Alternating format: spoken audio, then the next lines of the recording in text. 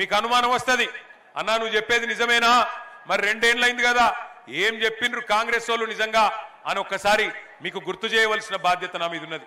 ఇక అందుకే ఈ టీవీలు పెట్టినాం, ఎందుకు మీకు వాళ్ళ మాటలు వాళ్ళ ద్వారానే మీకు వినిపించాలని చెప్పి ఒక్కసారి రేవంత్ రెడ్డి మాట్లాడిన మాటలు ఎన్నికలకు ముందు అడ్డగోలు హామీలు ప్లే చేయాలని చెప్పి కోరుతా ఉన్నా.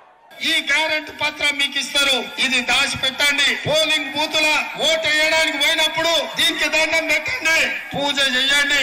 దేవుడా మా కష్టాలు తీరాలి, ఇందిరమ్మ రాజ్యంలో ఈ 6 గ్యారెంటీలు అమలు కావాలి అని మనం దేవుడిని మొక్కుని దీనికి పూజ చేసి డిసెంబర్ 9, 2023 ఉదయం 10:30 గంటలకు ఇందిరమ్మ రాజ్యం 6 గ్యారెంటీల మీద తొలి సంతకం పెడుతుంది.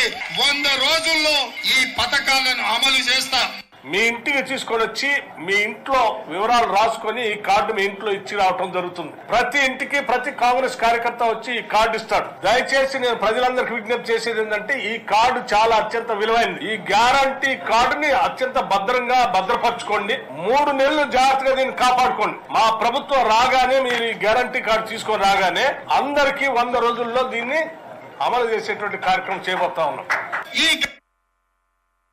హామీలు ఇచ్చిండ్రు ఒక్కసారి గుర్తు తెచ్చుకోండి. ఏమేం హామీలు ఇచ్చిండ్రు?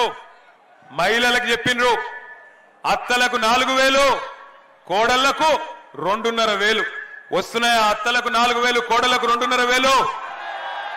ఇక్కడ లేరా మహిళలు? లేరా? ఎక్కడున్నారు మహిళలు? ఏం చేసిరు మీ మహిళల్ని? వెనుకకు పోయినరా? వెనుక వినబడుతుందా అక్క? మీకు వస్తుందా 2,500? వస్తుందా 4,000 పెన్షను? తులం బంగారం ఇస్తా అన్నాడు కేసీఆర్ గారు. ఆడపిల్ల పెళ్లి చేసుకుంటే 1,116 రూపాయలు ఇస్తే అదేం సరిపోతుంది, నేను తులం బంగారం ఇస్తా అన్నాడు. ఇస్తున్నాడా తులం బంగారం?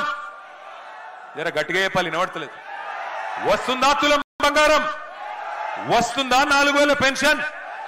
వస్తుందా 2,500 ఆడబిడ్డలకి? అట్లాగే ఇక చూడండి ఒక్కొక్కరికి ఏమేం చెప్పిండో. విద్యార్థినులకు స్కూటీలు, ఆడబిడ్డలకు బతుకమ్మ చీరలు, లగ్గం చేసుకుంటే తులం బంగారం. ఇంకా చెప్పిండు నెలకు 2,500. ఇక రైతన్నలకు నెలకు కేసీఆర్ నెలకు 2,500. ఇక రైతన్నలకు నెలకు కేసీఆర్ గారు 10,000 ఇస్తే నేను 15,000 ఇస్తా అన్నాడు. కౌలు రైతులకు 15,000 ఇస్తా అన్నాడు. 2 లక్షల రుణమాఫీ చేస్తా అన్నాడు. 500 రూపాయల బోనస్ ఇస్తా అన్నాడు. విద్యార్థులకైతే నిరుద్యోగులకు మొదటి సంవత్సరంలోనే 2 లక్షల ఉద్యోగాలు ఇస్తా అన్నాడు. ప్రతి విద్యార్థికి విద్యా భరోసా కార్డు అన్నాడు. నిరుద్యోగులుంటే నెలకు 4,000 రూపాయల నిరుద్యోగ భృతి అన్నాడు.